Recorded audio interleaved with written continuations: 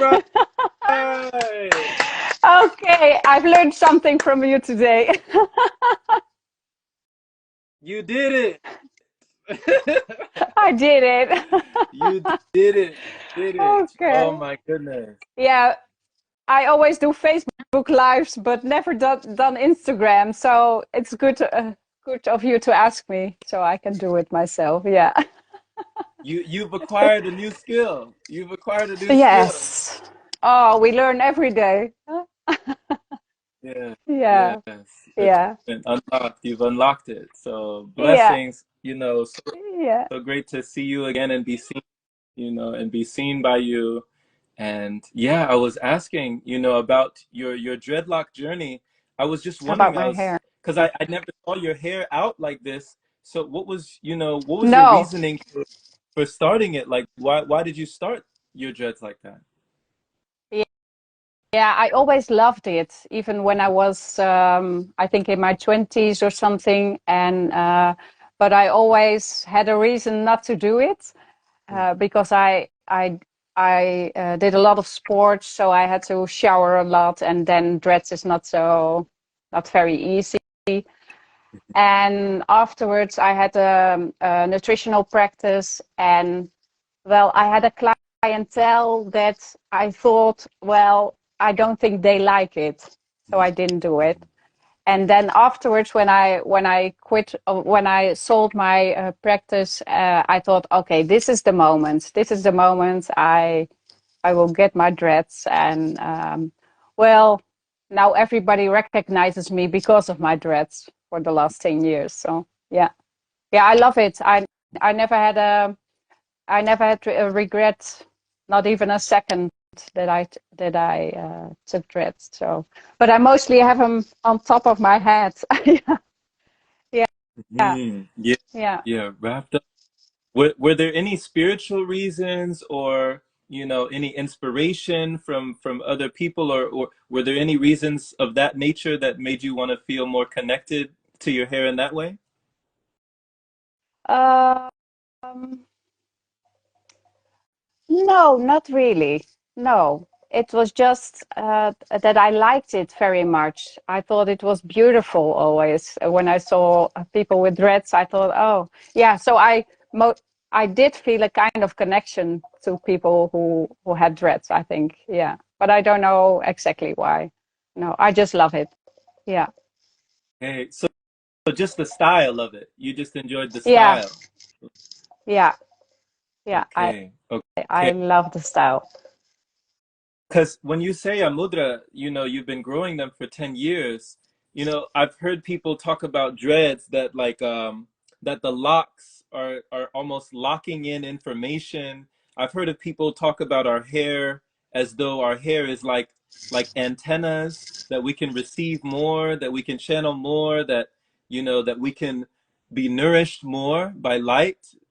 Ellie Tom will talk about the electricity in your hair and like just a lot of different things.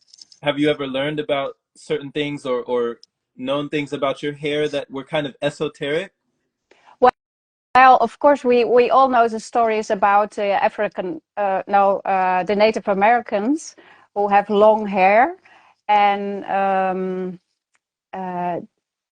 when they are very good. Oh, I don't know the English word for that. Um, Finding their way or trail seeking. They were very good at that, and when they cut their hair, they couldn't do it anymore. So yeah, I think the hair is an extension of your nervous system.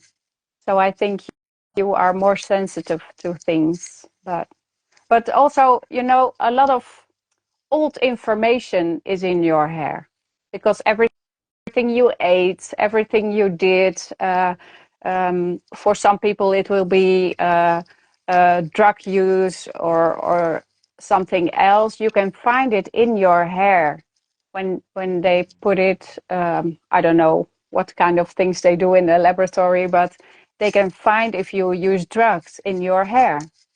So it's a lot of old information also. So I don't know. Maybe sometimes I think, oh, do I have to cut do I have to cut it or a piece of it?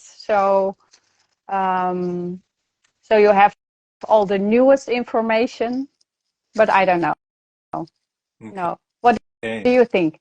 Well, when it's come to your sensitivity, because you're already very sensitive, like you're sensitive when it comes to energy, when it comes to things around you, have you felt that it has increased your sensitivity when it comes to your hair journey?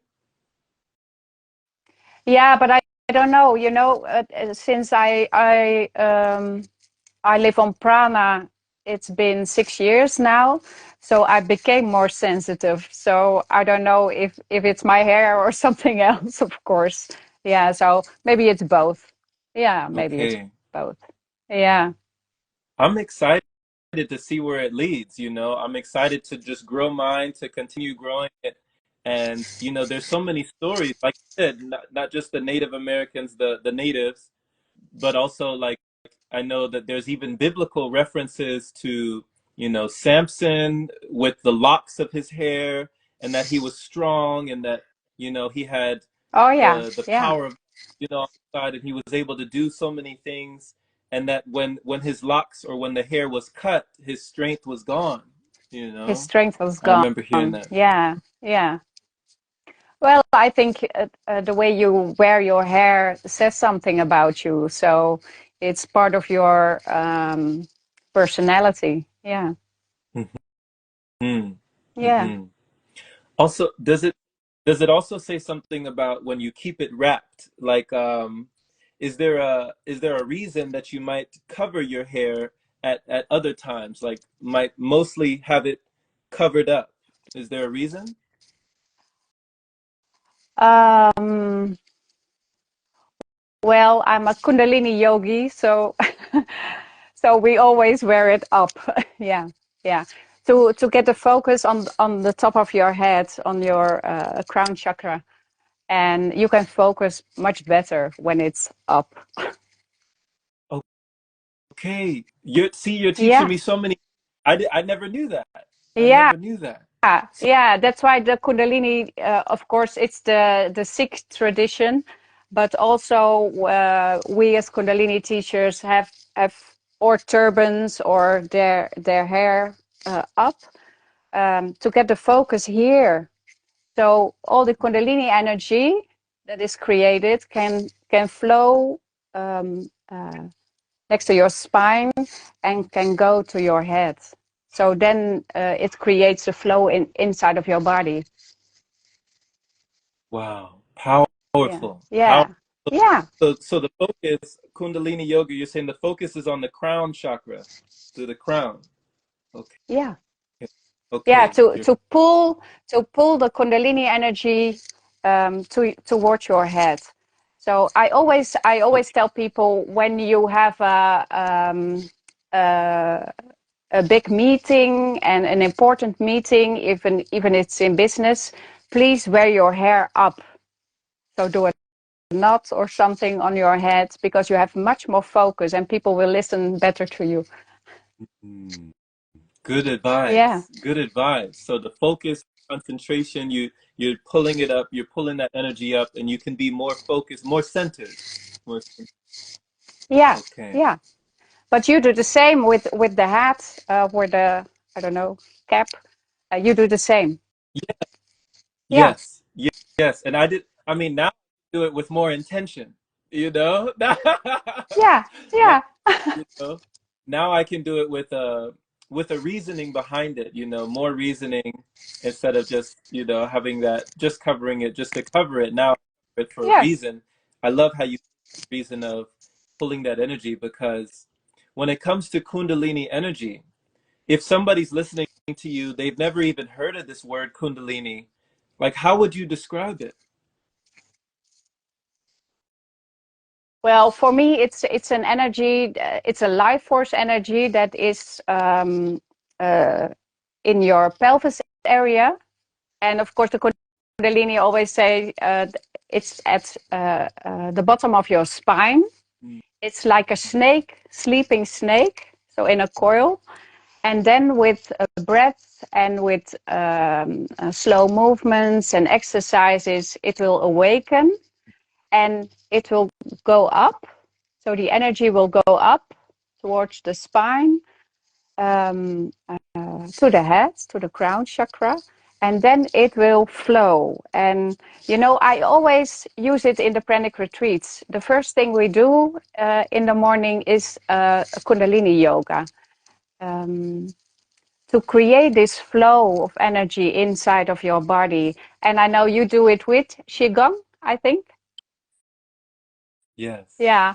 Yes. Yeah. But I use Kundalini yoga for this, and it will make you more energetic during the day, and it will warm your body, especially when they are dry fasting. They will get a little bit cold and chilly, and when you get this Kundalini energy flowing inside of your body, you feel warm.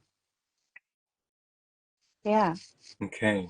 Okay. So when you illustrated, like, I like how you talked about the snake that is coiled, like the coiled serpent that uncoils and comes up and rises. So the Kundalini rises. So Yeah. what would be like the difference between, pranic energy, prana, and Kundalini energy? Are there any big differences? For me, there is. So I see prana energy.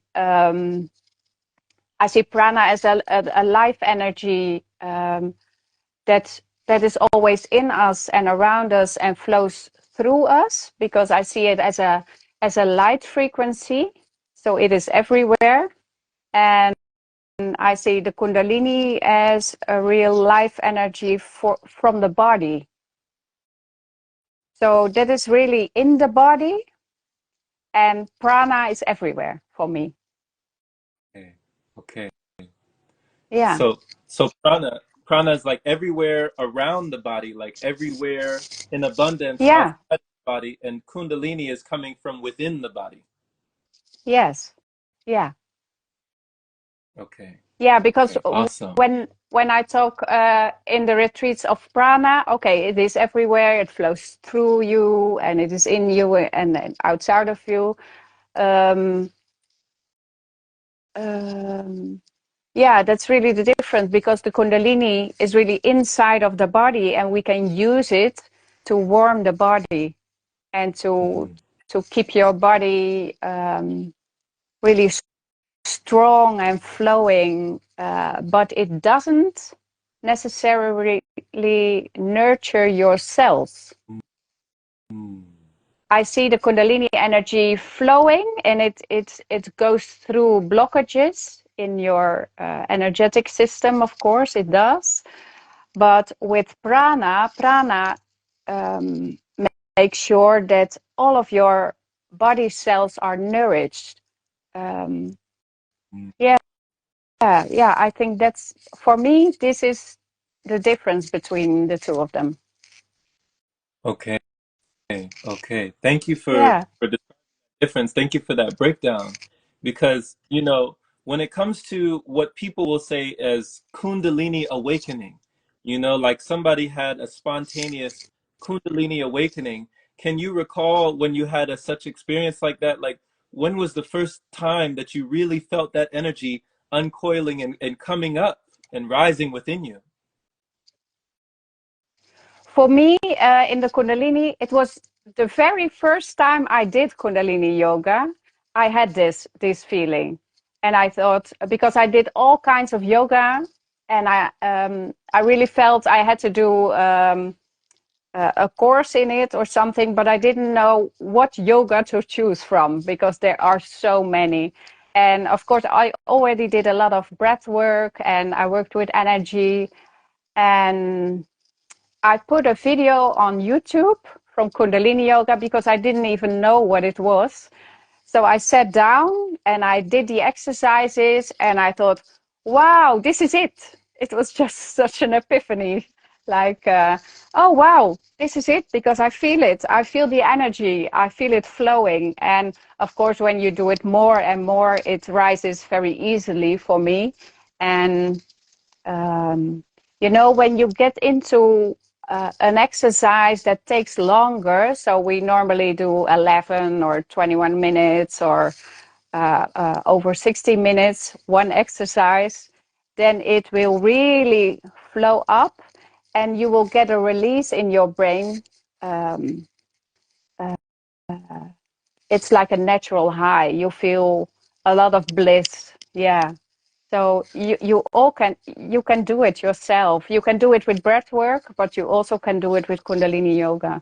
Yeah. And this, I know with Kundalini yoga, I had never had an participant go into Kundalini awakening because it's really soft and it builds up and it builds up, and mostly Kundalini awakenings, so the big explosions you hear of, and um, uh, I think those things happen when you least expect it, when you're doing something very different from Kundalini yoga. Yeah. So Okay. it's a Okay. little bit different. So Kundalini yoga is very safe for everybody to do. Mhm. And it's Yeah. very interesting the way that you describe as well that, that release from the brain, the release and the feeling of bliss, the natural Yeah. high. I've heard people describe it as like, some people say it's almost like an energy orgasm, that no sex is involved, like you haven't had intercourse, it's not, you're not having sex, but it's like an orgasm of energy.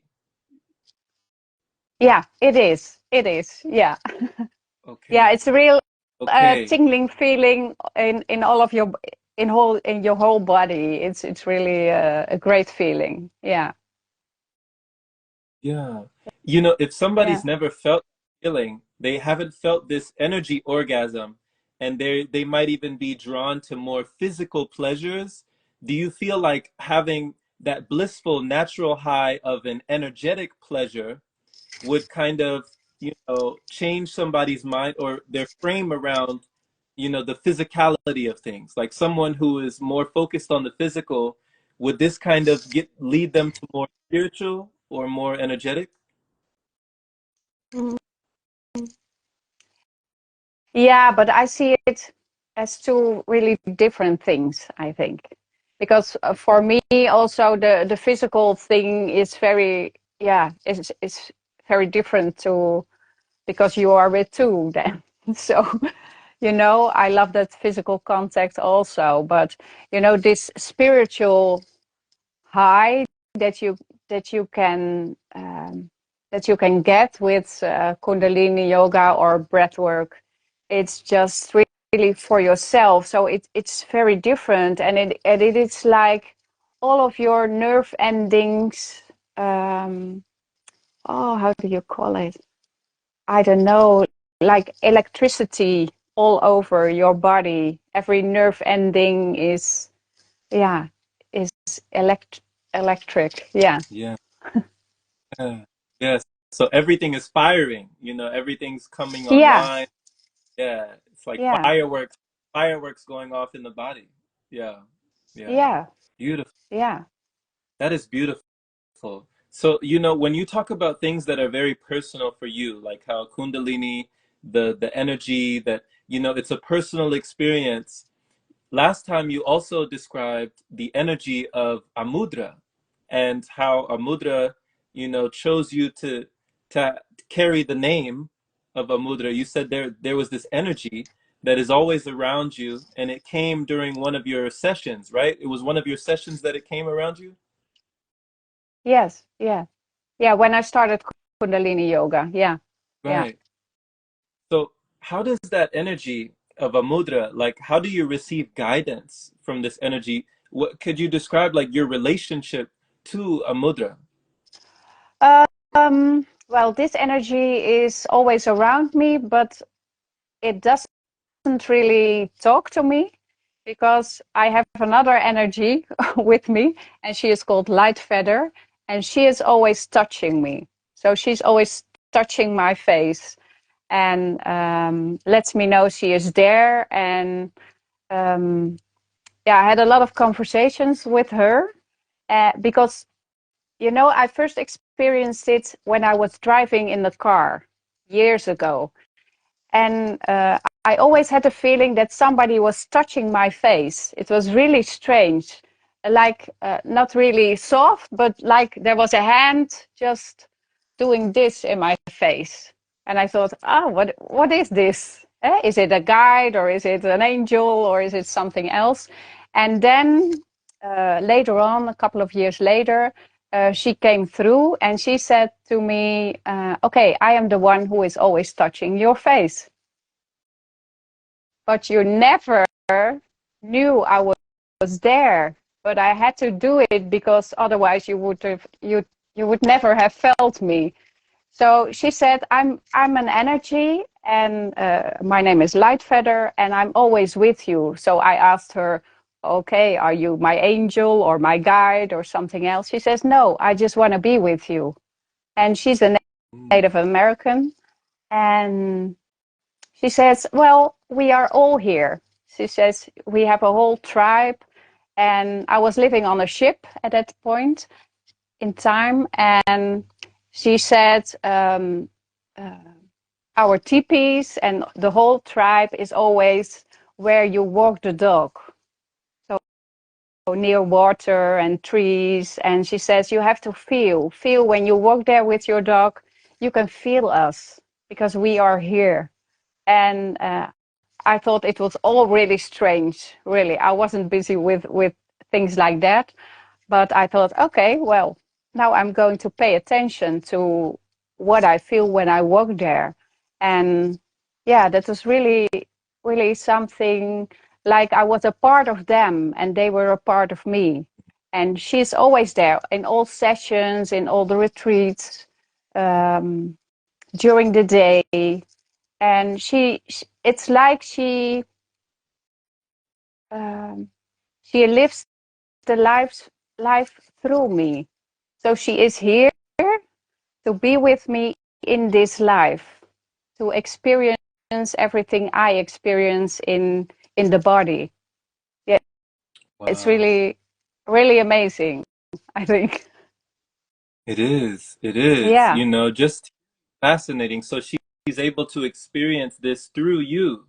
You're like a vessel for her to yeah, experience. Okay. yeah, Okay. Because, when she was telling you her story, and she's telling you about the tribe, she says, we're all here, and where you walk, I'm here, that I've been the one that's been touching you, and, you wouldn't have felt me if I hadn't made contact. She's not speaking in Dutch, like when she's talking to you, right? Like, how are you receiving that communication when she's speaking to you? yeah. She just in my head, I think. Just in the And mind. yeah, just in the mind, I hear her. Yeah, I think that's how they communicate. And oh, uh, she speaks in English. Now I have to think about it. You said she doesn't speak in Dutch. No, she speaks in English. Oh, that's Wow. yeah, that's strange. Yeah, That, I would expect she that is strange. speak in Dutch, but Right, right. Because the yeah, reason I asked, like, it's just fascinating to hear these things because, some people will talk about having dreams where people are speaking in other languages or, they're, yeah, because, like, if we don't understand the language, it's like, how do we understand? But it goes beyond yeah, understanding. Sounds like it goes beyond, yeah. it's like it's a Yeah, feeling. Yeah. Okay. yeah, yeah. So, but I think I talk to her in Dutch. I think, yeah, yeah. I think it's universal. It doesn't matter. We understand each other. Yeah, and she So, just I think when I'm very distracted of things and um, when I sit down or when I drive in my car, my head is empty. So then I can feel her very, very good because then she touches me again. So that's always nice to know that she's there. And then I always think, oh yeah, you're here, and everybody is here around me. Yeah, Yeah. Yeah. So if someone, wants to become more sensitive to spirits or their guides or, just these other beings that are around them, like how Light Feather told you, we're all here, you know? And I know that some people can see them, some people can feel them, some people can hear them, but not everyone perceives them, not everyone knows that they No. exist, connected. So how would you advise someone to maybe reconnect themselves with these other beings? Yeah, for one, eat less.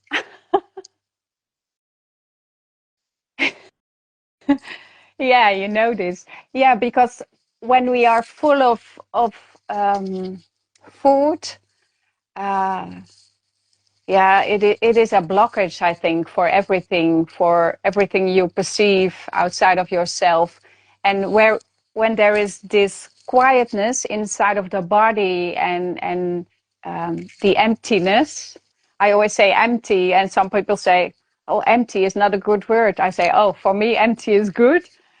Because empty is also space to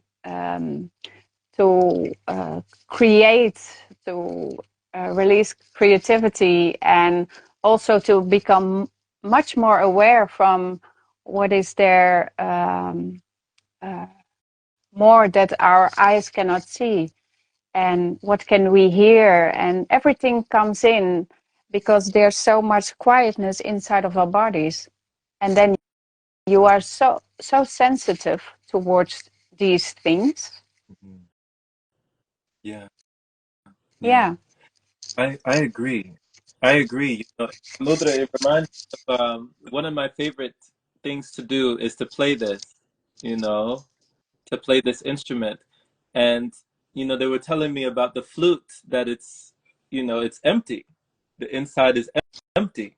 And Yeah. so Yeah. because it's emptiness, it's it's so useful. Its usefulness lies in its emptiness. That you can hear Yeah. the beautiful music, the breath being played through it because it's Yeah. empty. So thank you for that illustration. Yeah. Yeah, so that's the same. Yeah, yeah, yeah, that's true.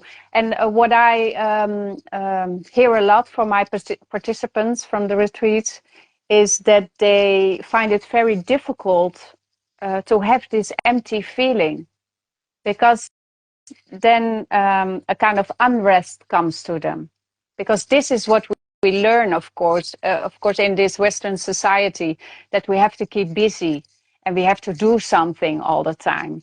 And then when you have this feeling of being empty, it's something they do not know. So the mind picks it up, and the mind thinks, oh, I have to do something. Come, let's clean the house or walk the dog or do something else. And I really had some people calling me, okay, I did everything. My house is very clean, and I don't know, what do I have to do? And I just always say, okay, just sit down and do nothing. Because they are afraid of the feelings that will come up when they are doing nothing at all. And I say, okay, this is what you have to do. Just sit there and be quiet and close your eyes and just see what emotions or memories want to come up. Because this is why we do this. This is why we eat less and less. And so the system uh, has the space to clear out and give insights in everything that is still inside us. These old limiting beliefs and convictions, and all those thoughts we had during the years that are really heavy, and the emotions that are really heavy, that is still in our system. So yeah. Yeah. So emptiness is not for everybody a really good feeling at the beginning, I think. Right. Right. Yes. Very insightful. So it sounds like we we rec- we don't receive as many insights if there's so much inside. Like if we are stuck Mm-hmm. inside, we don't receive insight. Okay. Yeah. Okay. So Yeah. relieving, like That's true. breaking it down, bringing more flow, like breaking, like, getting the things when there's so much in the guts, we receive less guidance. Sounds like a gut guidance. I mean, I've heard it even called like your gut intuition or your gut instincts, you know? Yeah. Yeah, yeah, it Yeah. works better when it's empty. Okay. Yeah, because last time we always also talked about rediscovering your body and what your body is telling you, and I think this is also something when we are full of food and our intestines are full of food,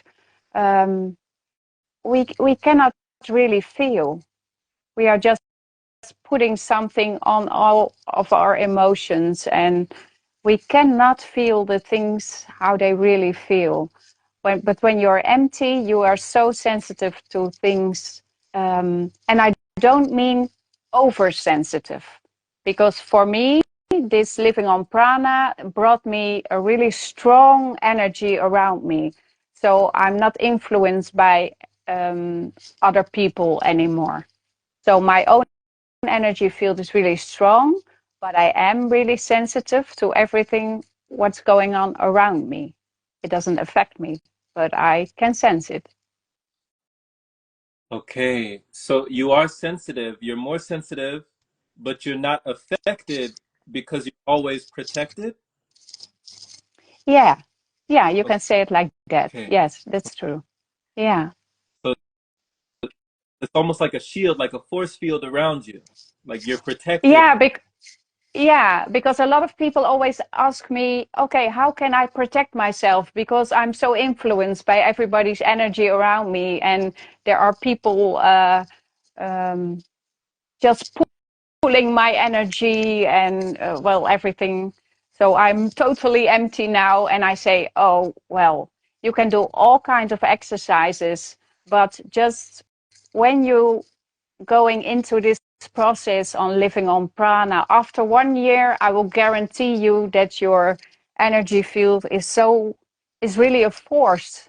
So it will protect you. You don't have to do anything. You don't have to do all kinds of exercises with protection fields or a glass bubble around you. No, you don't have to. I never think about it because it's always there.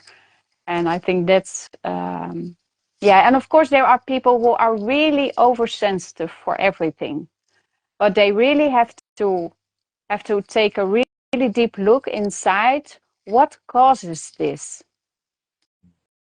Because I am sure there is an emotional component or an emotional um, trauma at the base of this. Okay. So getting to Yeah, the root cause, the root, you know, yeah, they they do say, in order to change the fruit, you have to change the root. You got to go yeah. down. Yeah. So that is very You got interesting. great great quotes. Thank you. You're Yeah. bringing them out. You're bringing them out Yeah, yeah, great. even as you were. Yeah, oh, sorry. Mhm. What was it? No, you wanted to say something. Well, no, I was just gonna mention that as you were speaking, Amudra, we have Marajin, a brother named Marajin. He said, "So beautiful you're connecting with Amudra. I always felt you two should connect. She is such an inspiration to me and has such a beautiful, calm energy." Yeah, that's the thing. Uh, Oh, oh, thank you. yeah, so they've been You very know, inspired.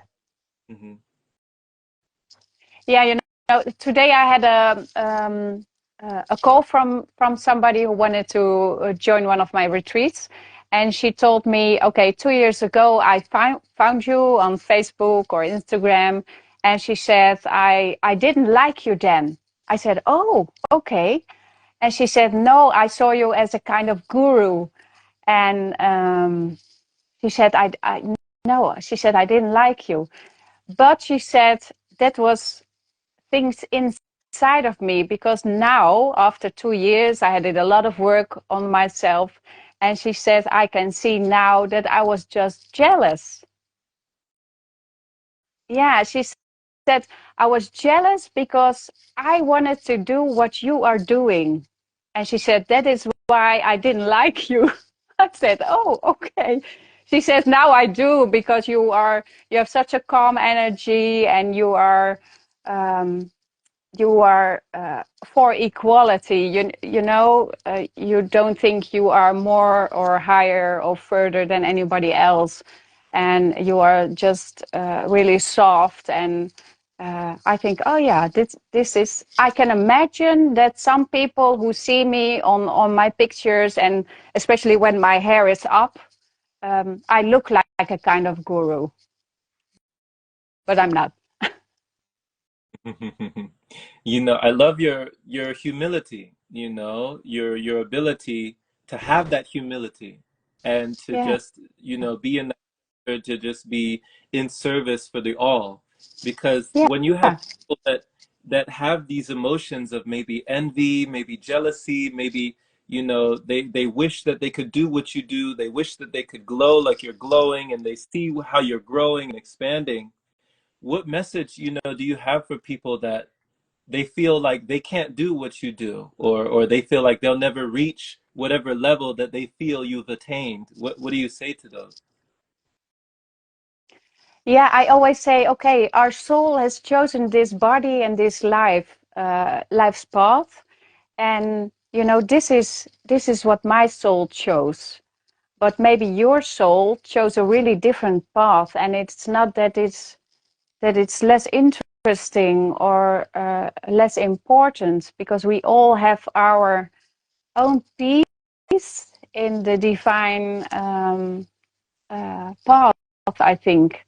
So I think everybody is really important, and it doesn't matter what you do. We cannot all give pranic retreats, and we cannot all give big lectures in a stadium or something. No, but see what you can do in your own life, and if it's just reaching people by having just a talk or smile to somebody, it's really important. And I always say, oh, you don't want to have my life, because it's also difficult, and I have a lot of negativity coming my way. And well, I can handle it, so that's okay. But I think a lot of people could not handle what I get towards me. Yeah, a lot of negativity. But I know this is my path, so it's okay, because it's really important for me to get the word out, and uh, yeah, to show myself, and to plant seeds.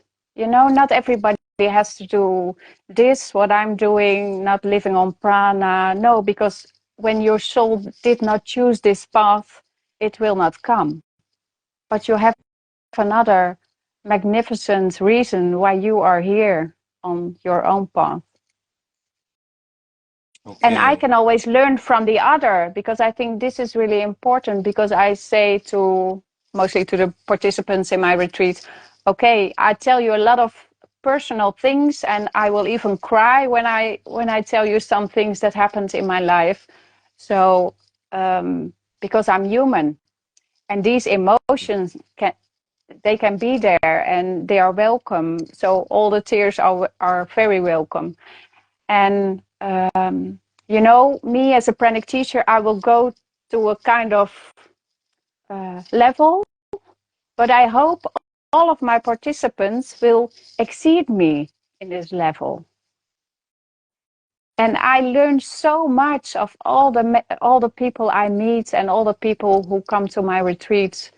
And every time I'm just in awe what they say and what I can learn from them.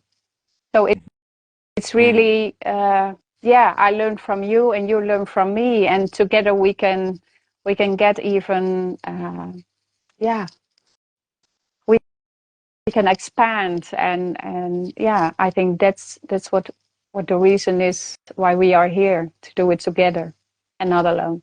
I love that. Yeah, We're always together learning from each other. It sounds like everyone is your teacher, you know? yeah, Every Yeah, they are. Yeah. yeah, yeah, being a student of life, a student of others, just Yeah. forever a student. I love that.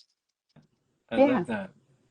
And do you feel like when it comes to living on prana, do you feel like it is something that anyone can do? Do you feel that? No, Okay.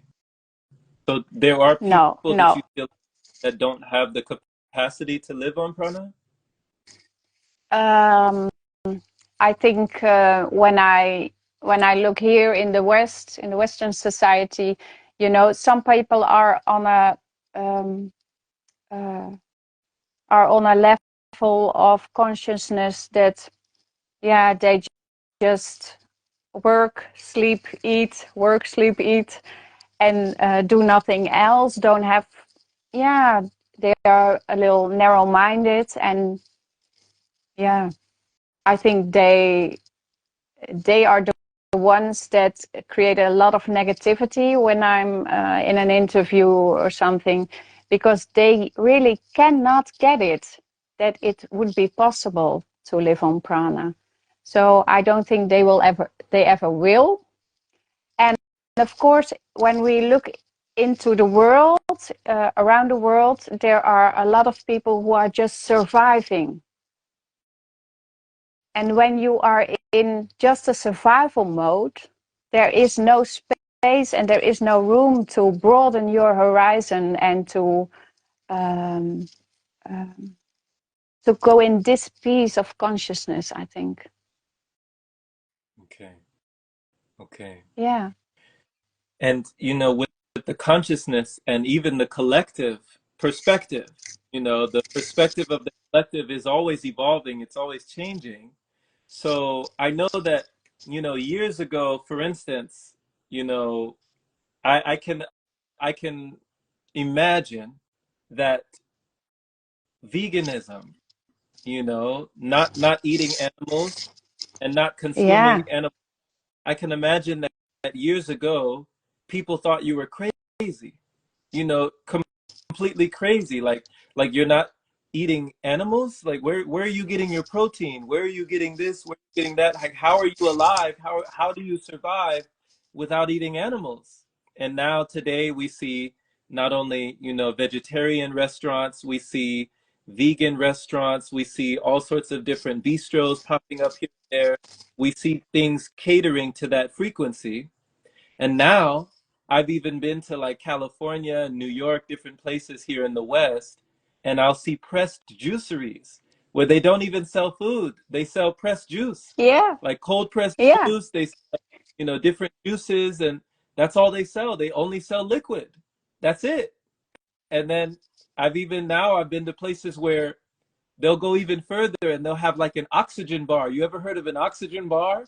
Yeah. Yeah, I did. Yeah. Yeah. Yeah. Yeah.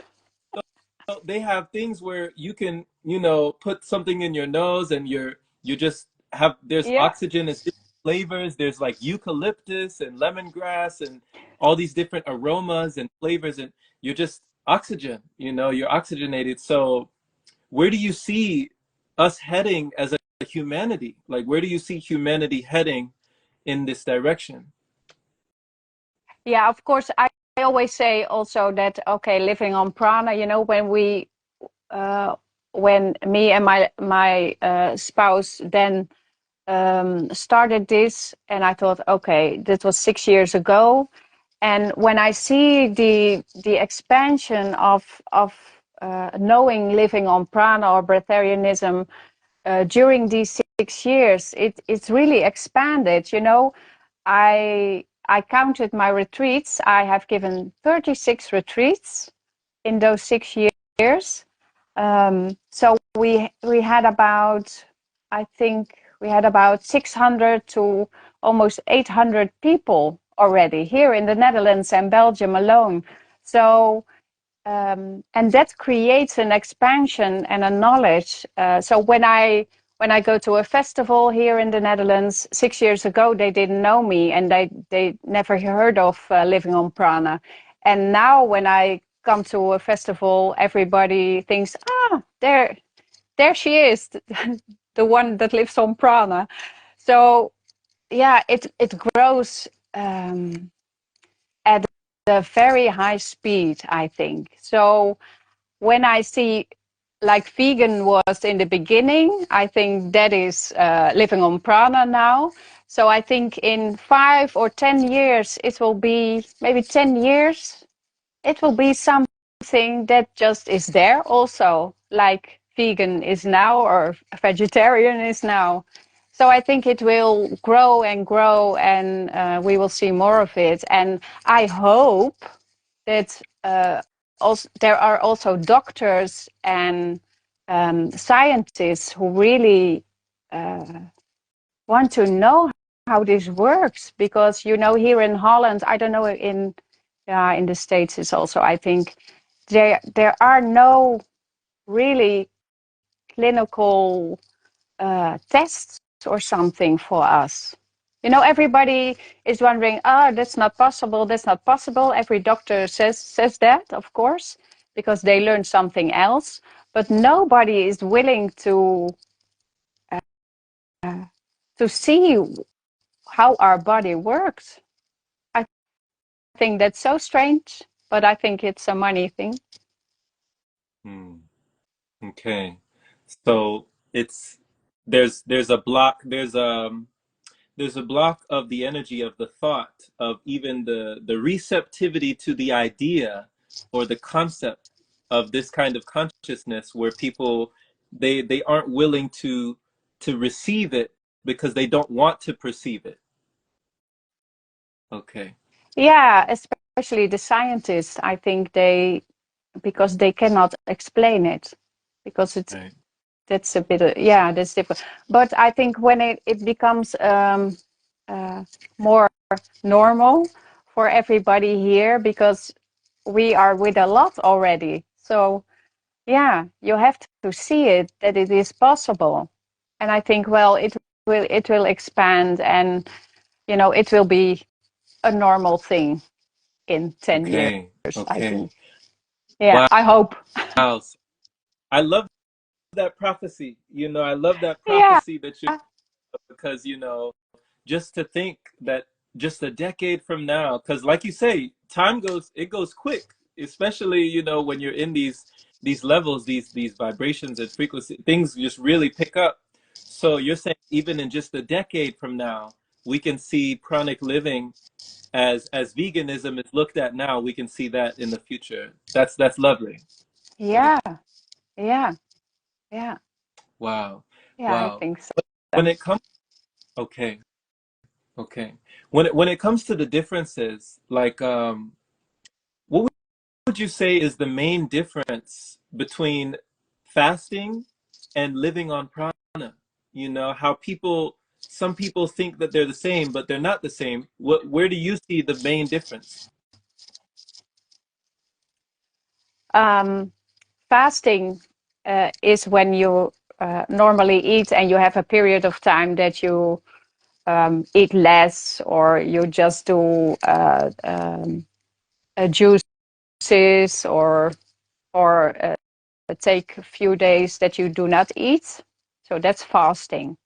But then at that time, there is not a knowing inside of your body that your body can totally go without any eating at all, without intake of calories. And living on prana, you have a knowing that your body is nourished. Every cell of our body is nourished by prana, by this life energy. And um, you you have a food freedom then, so you can eat, or you won't eat. It doesn't matter a lot, but your body is totally nourished. So we do not have to think about supplements or vitamins or anything we have. So no lack of something. And I think people who fast, so in fasting, you think, okay, I can just do this for a small period of time, and then I have to eat again, because otherwise my body will not function anymore. So it is when you make the transition to living on prana, you know this body will always be nourished. You don't have to put anything in it. It will survive, and it will be vibrant and energetic, a lot of energy, and you will look very good. And with fasting, I think people fast to detox their body and to give their body a little bit of peace for a small period of time. Okay, for a small Yeah. period of time. So there's a difference, big difference between prolonged fasting and living on prana. And when you say that, that inner knowing, that having that knowing that, keeps that energy flowing with that knowing, does the knowing come from here or does the knowing come from here? Like where does the knowing come from? Now, first, you think it is possible, so that's here. Yeah, maybe the first time you hear of it, you think, "Oh, this is not possible."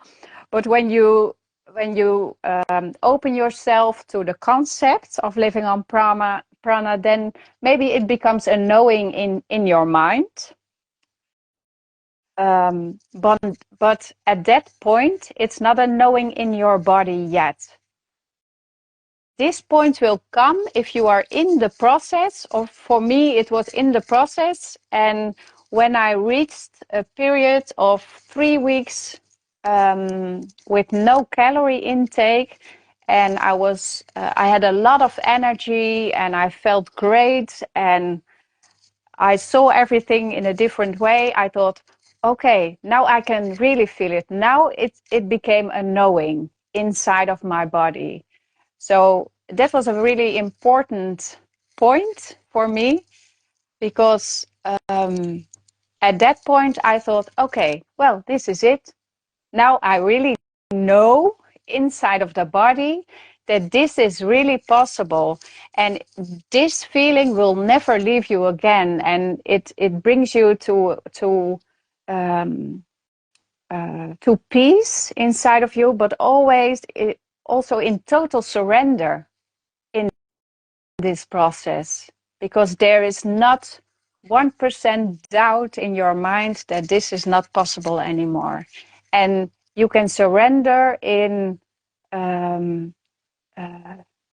the knowing that your body will be nourished by this life force energy, and you don't have to think about shortages and in supplements and what the body needs. No, you can just open yourself, and at that point, I think you come to a different level of consciousness, because you can just relax and just be there, and all this information that is put inside of our minds all of those years, and you can just erase it. Yeah, Yeah, yeah. total total surrender. That is beautiful, Amudra. Just beautiful the way that you describe it, the way that you express it. It reminds me like Jasmine talked about things where that freedom, freedom from all hunger. She would talk about the freedom from all hunger, that when she would travel, she said she didn't have to worry about, if she didn't know the language, she never had to worry about it anymore, because she didn't have to worry about reading the labels, doing things. And, there was just such a weight that was off of her shoulders, because she knew that she was free, you know? Yeah.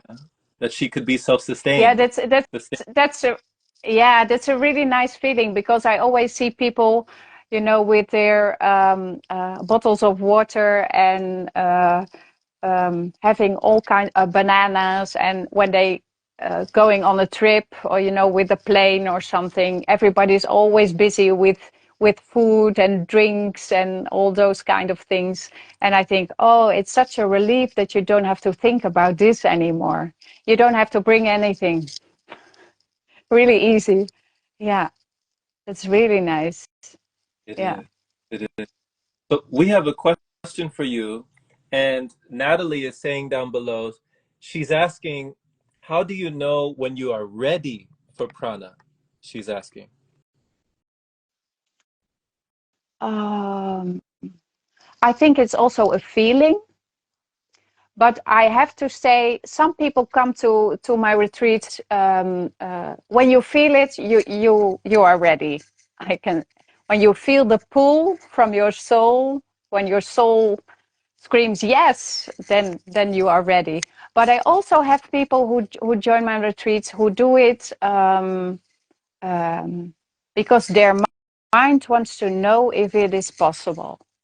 So the more scientific types, and they also can do it. So because they just wanna experience it, and they wanna know if it is really possible.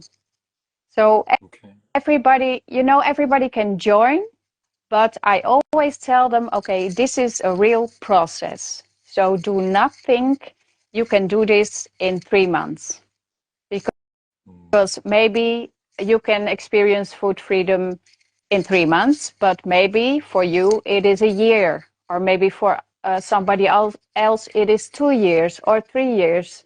So be aware that at first you will experience everything that is still stuck inside of your system, that has to be released from your system. So the old beliefs and the old emotions, and like I told last week, it's not only what we collected in ourselves in this life, but also from your parents and also from your grandparents, because it is in your DNA. What they experienced, big traumas, they are in your DNA. So we have to clear also the DNA. Mm-hmm. Mm-hmm. Okay.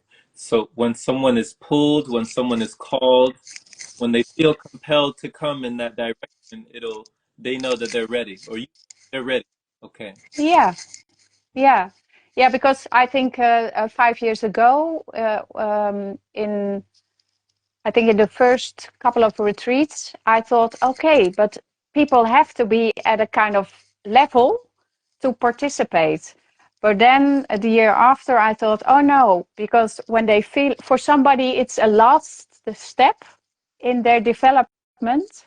But for some people, it can be their first step in personal development. So it is good for everybody. Okay. Beautiful. Yeah. Beautiful. And Because as well as, go ahead. I had last year I had a lady coming to a retreat, and she was 81, Mhm. and she has been a yogi all of her life and a meditation teacher. And she said, I did everything in my life except this, so I'm coming to your retreat. And I said, oh yeah, please come. And she even learned something from it, and I learned from her, of course, because she had such a big knowledge of everything, of meditation. And I thought, yeah, this is her last step, because she says, I can do anything because I did everything. I did everything in the Eastern philosophies, and I know everything. She said, but this is something new for me. She says, and with my 81 year of age, she says, yeah, this is what I want to do. And I thought, wow, this is really amazing. And she didn't look 81 when she would say she was 70. Everybody believed her, but she was, yeah, it was.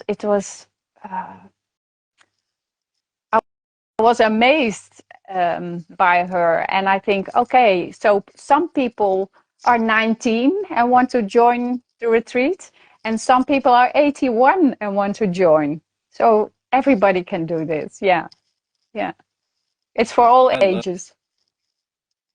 all ages. I love that. She said, I can do anything because I've done everything. I love that. I've already done everything, so I Yeah. can do anything. Nothing is impossible for me. And No. how journey reframed or restructured your awareness when it comes to aging. When people think of aging, the aging process, the way that we age, the way that the body develops and evolves, how has living on prana changed the way that you view aging as a whole? Yeah, I think it's also something we have learned, that you will age. So you will get wrinkles and um, you will look older. But I think when you live on prana and you clear uh, out all of your cells, they become pure again. So when this cell dies and there comes a new cell, which is pure also, it does not really age. I think we can stop the process or even reverse the process. Yeah, it was very interesting because I was at a book presentation on Saturday in Amsterdam, and the one who wrote the book, Ten Tauber, he's quite a famous here, and he said to me, "Oh, I think you are getting more younger every time I see you." And I say, "Oh, okay, yeah, that's what living on prana does to you." Wow. Well, getting Yeah. younger, reversing aging. So aging backwards. You're aging backwards.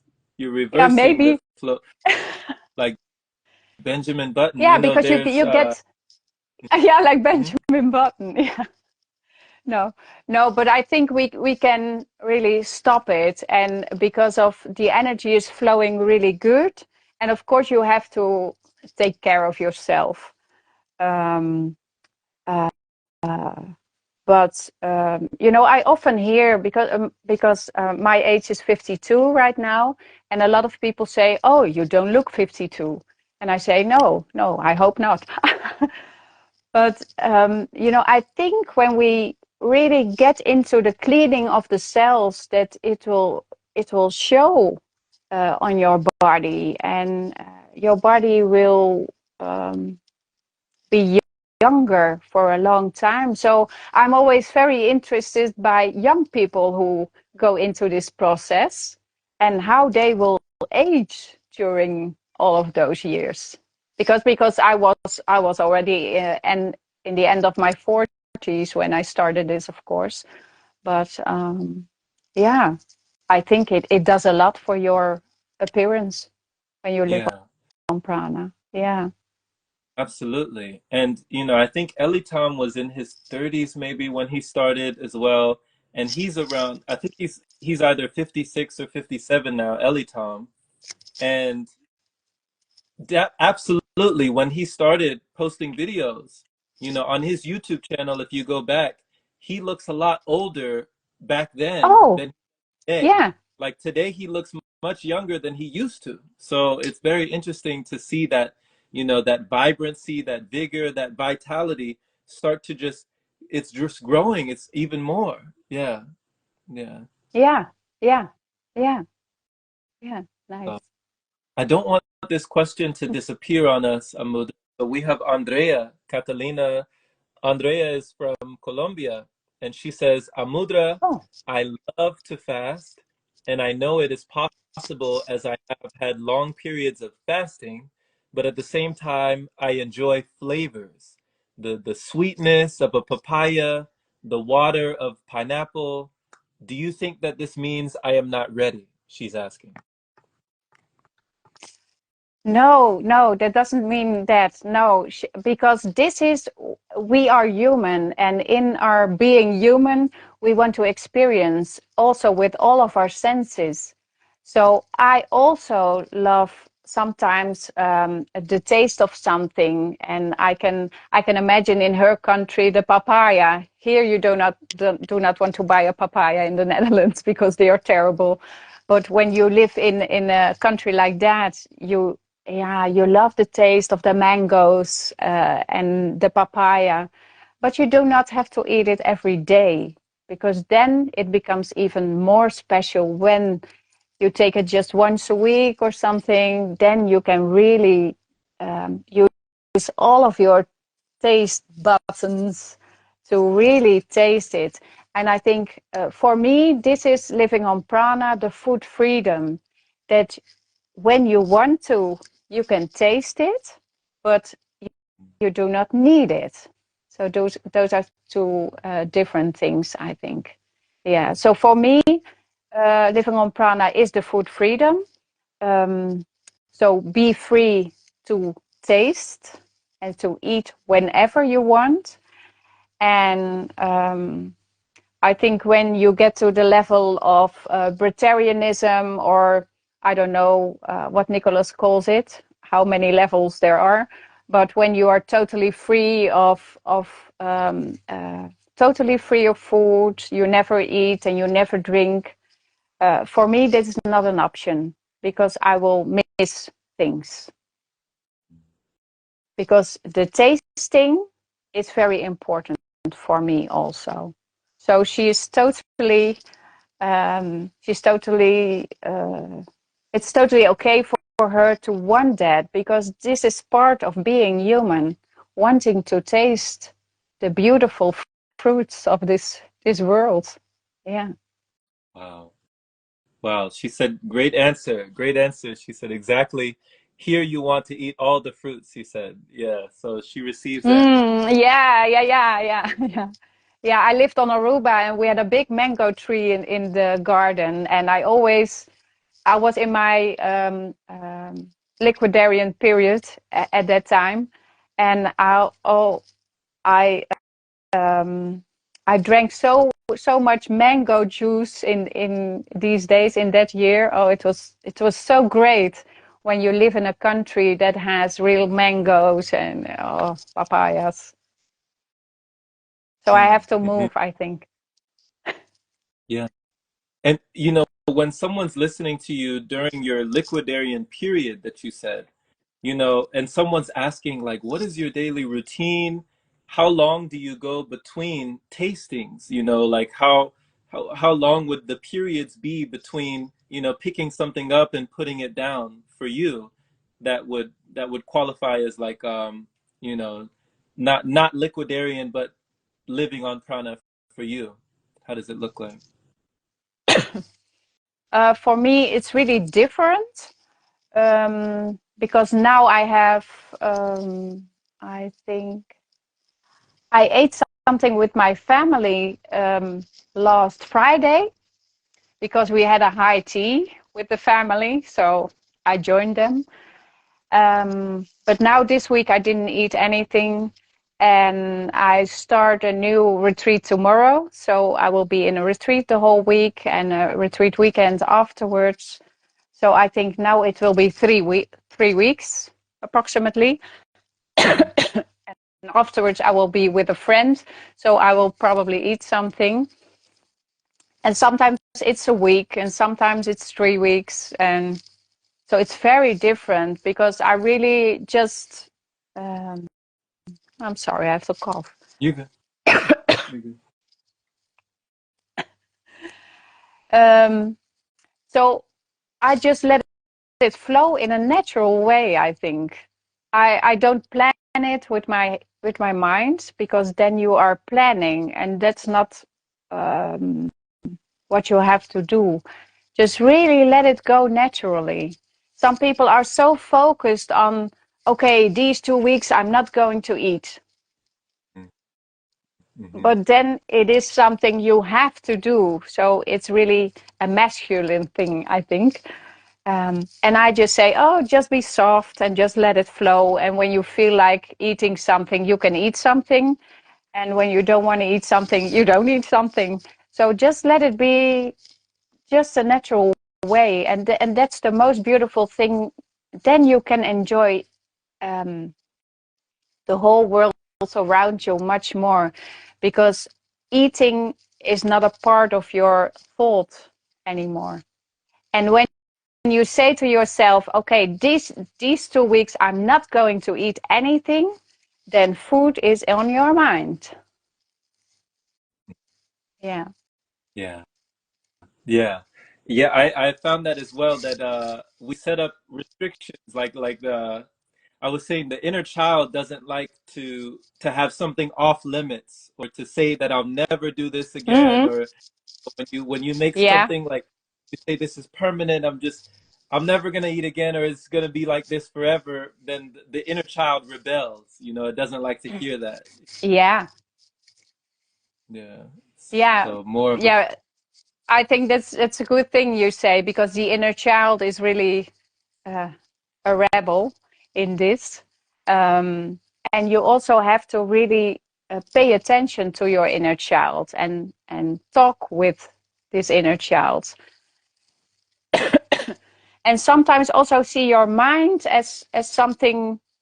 I always say, okay, see your mind as something specific of you. So give it a form, maybe a little you. This is your mind, and your mind has a lot of thoughts and stories it wants to tell you, because it wants to feel safe.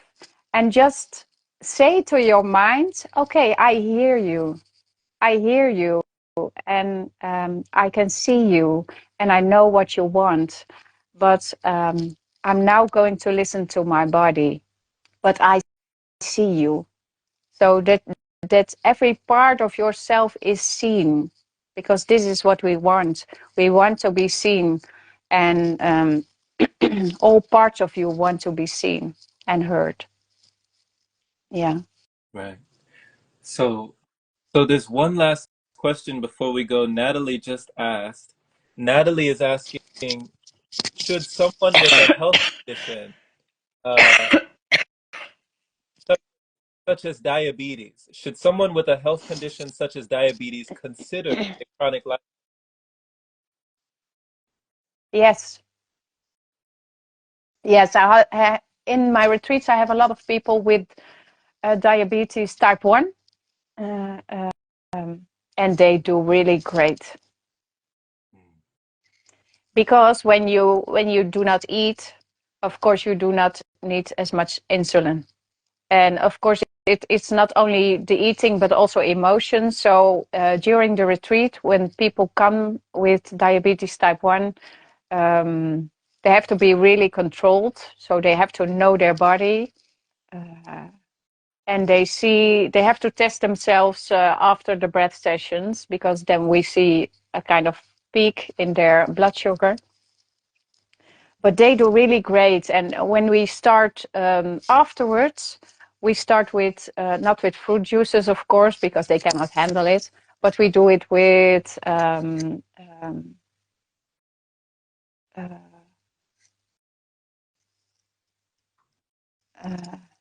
vegetable vegetable juices. I couldn't get to the word. Vegetable juices and oil.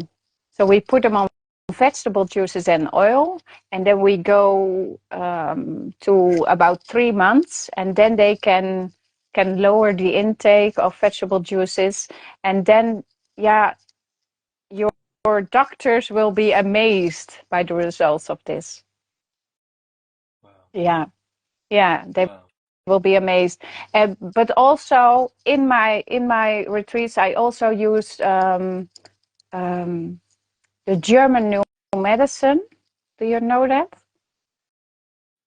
Oh, it's so interesting, because every disease and every condition we have is has an emotional base, an emotional um, impact. And well, this is a whole new topic maybe for us.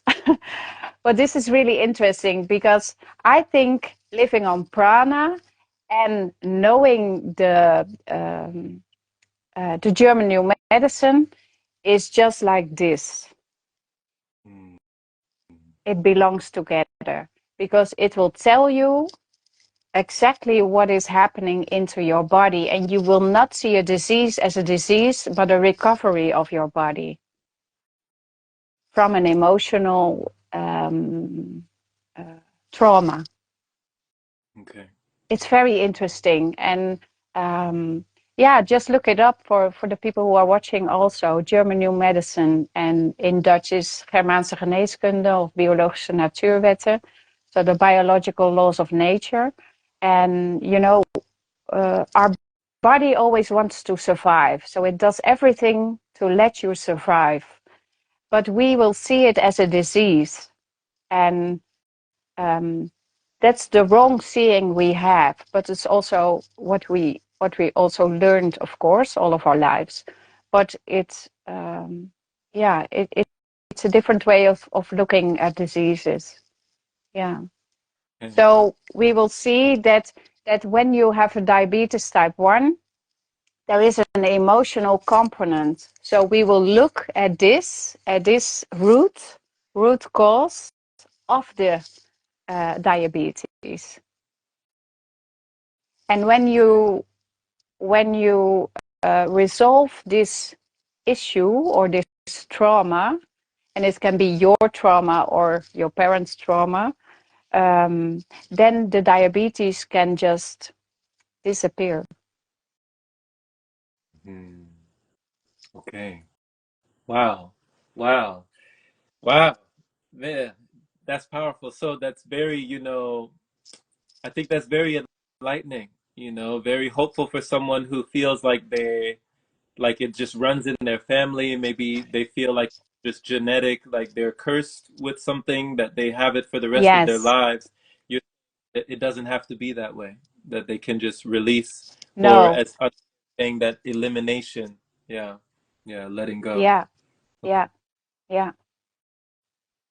Beautiful. Beautiful. Wow. This has been so expansive. This has been amazing. I just, thank you again just for coming on, just expressing, just giving not only your testimony, but your learnings, your teachings, your findings, the things that, you've come into such awareness of. And just for people who don't know that maybe haven't watched the first one, your two websites, I know you said Pranic Awakening and amudramadura.com. There Yeah. are two Yeah. websites. Yes. Yes.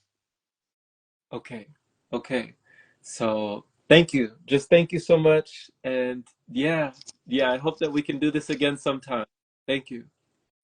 Yeah. Yeah. I'd love to. Okay. Thank you, Jerome. Thank you very much. All right. Well, take care. Take care. And of course, thank you everybody for watching us. Yes, thank you everyone. Yes. Oh my goodness. There's so much love. So Yeah. so much love going Great. on. Have a great rest of your evening. Yeah. You too.